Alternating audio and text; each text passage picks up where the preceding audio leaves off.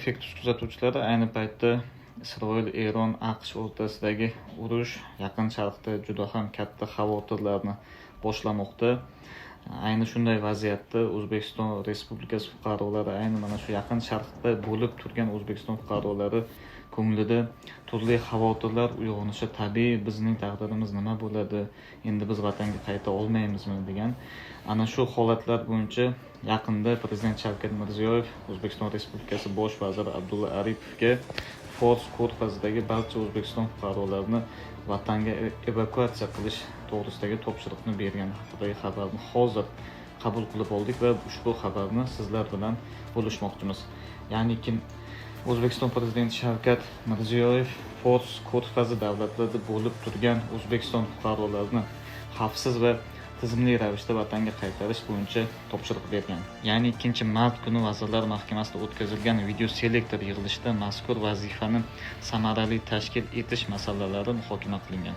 Yig'ilish davomida bosh vazir Abdulla Aripovga evakuatsiya jarayonlarini muvofiqlashtirish hamda tegishli idoralar faoliyatini kuchaytirish yuzasidan aniq vazifalar yuklatilgan.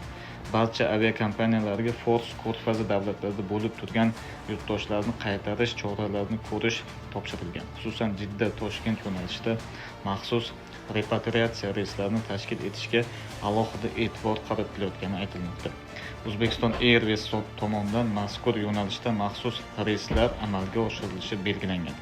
Shuningdek, vaziyatdan kelib chiqqan holda keyingi ogohlantirishgacha Umra dasturi bo'yicha Saudiya Arabistoniga ziyoratchilarni yuborish ham vaqtincha to'xtatilgan.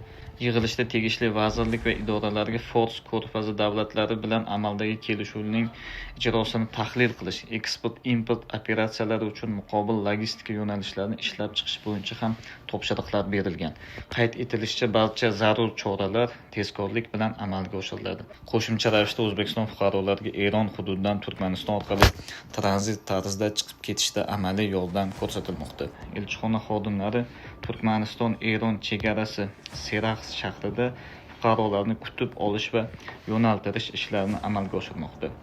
993 64 78 04 44 Jasur Ashurov, 993 64 99 34 58 Jamshid Bo'riyev, 993 62 20 49 56 Jasur Ahmedov konsul. Ayni mana shu mas'ullar O'zbekiston Respublikasi fuqarolarini Turkmaniston orqali O'zbekistonga evakuatsiya qilinishda yordam beradigan shaxslar hisoblanadi. Shu bilan birga, xalqaro vaziyat keskinlashgan sharoitda fuqarolardan ijtimoiy tarmoqlarda fikr bildirishda vazmin va mas'uliyatli bo'lish so'ralmoqda.